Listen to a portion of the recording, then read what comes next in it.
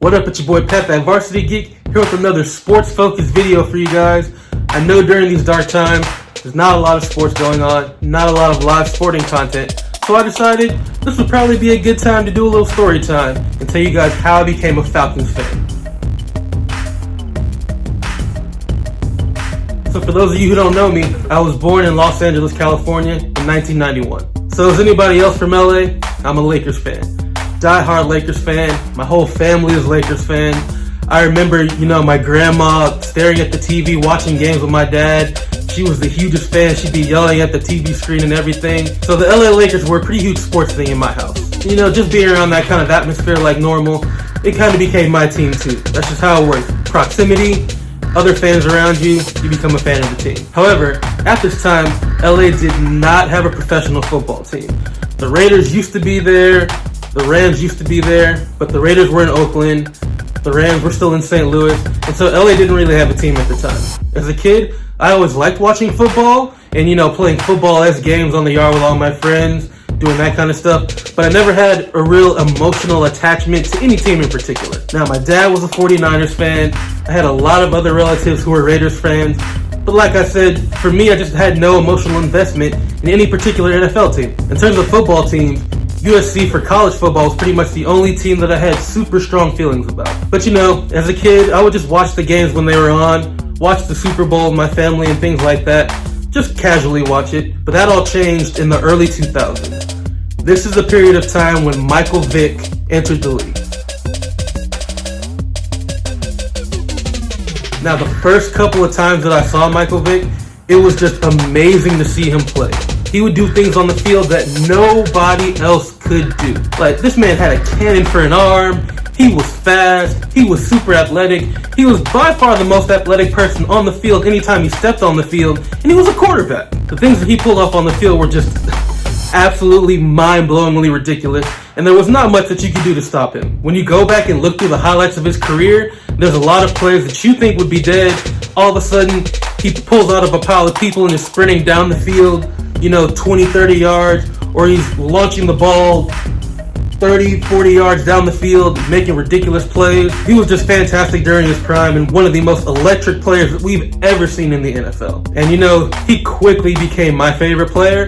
And as such, I started following his team, the Falcons. And it doesn't hurt that their color combination is red and black, which to this day I still say is the best color combination of any out there. Now, around this same time in the early 2000s is when I started playing football in middle school and when I really found my love for the game. I'll never forget the moment that it clicked, and neither will my dad, because he always brings it up anytime we talk about me playing football. Now, as a kid, I was never really the most aggressive of people.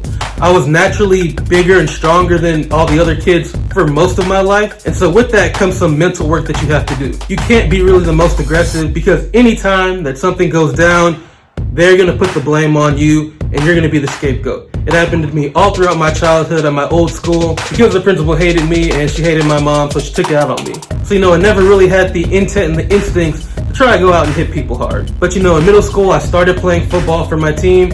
I was big and I was athletic for my size, so I was really able to play well on the offensive and the defensive line, but still never was really trying to hit anybody that hard. And I know that sounds counterintuitive to playing football, but me never wanting to hit anybody too hard and get in trouble, you can see how that happens. But that all changed one day when we were playing against my old elementary school, which is the school where I kept getting in trouble because the principal hated me because she didn't like my mom. So during that game, one of the players from my old elementary school hit one of my teammates with a cheap shot and knocked it on the ground, and he stayed down for a little bit and wasn't injured, but it was one of those hits that was obviously unnecessary, and that's the moment when I snapped. The very next play, I was playing at the guard position. I pulled around for a run that we were having, and I found the first person I could, and I knocked the crap out of them. And in that moment there, that's when it all clicked. I love being able to play football. I love the amount of aggression that I could get out. I love that I could use my athleticism to, do things on the field that not everybody could.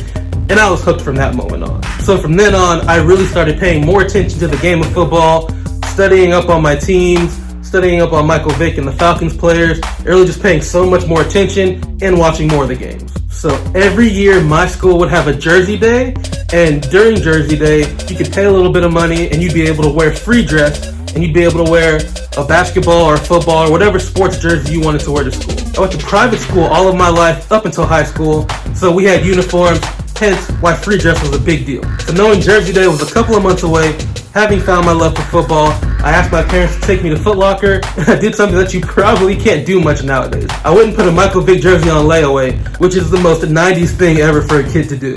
So during those couple of months, I saved up every little bit of money that I got. I was a kid, so I wasn't getting much money, but every little bit I got, it was like, all right, going into the Michael Vick jersey fund, let's get it, let's stack up that cash, I gotta get me this jersey. And so a couple of weeks before Jersey Day, I finally stacked up enough money to be able to purchase my jersey, so I went back to Foot Locker, I bought it, and when Jersey Day came around, I was flaunting that thing. Like, you couldn't tell me nothing when I was rocking this Michael Vick jersey.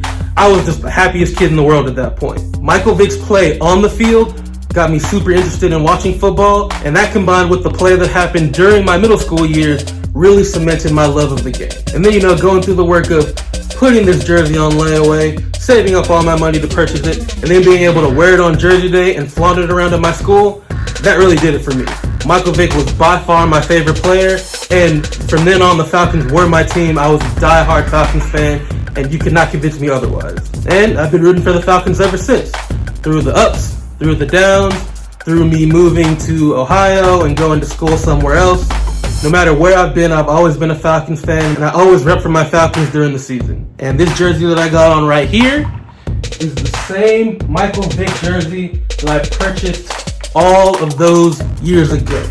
I'm never going to get rid of this thing. It's one of my most cherished sports possessions because this was the first jersey that I saved up for and paid with my own money to show my support of my team. And so now, I'm always going to be repping it for my Falcons. Even though we've had some disappointments like in the Super Bowl, I'm still a Falcons fan. Always will be a Falcons fan. Falcons fan, rise up. It's all about brotherhood. And so, that's my fan story.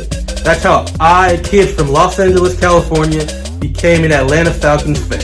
I hope you enjoyed it, but I'd also like to hear back from you guys. Let me know about your fan stories and use the hashtag #MyFanStory when you post about it so that we can share these stories with everybody while there's no sports going on, and just help everybody get pumped up for sports, rep their fandom, and just be ready for seasons whenever sports starts back up for us again. I've been Pet, that Varsity Geek, Falcons fan. Hope you have a great day. Peace.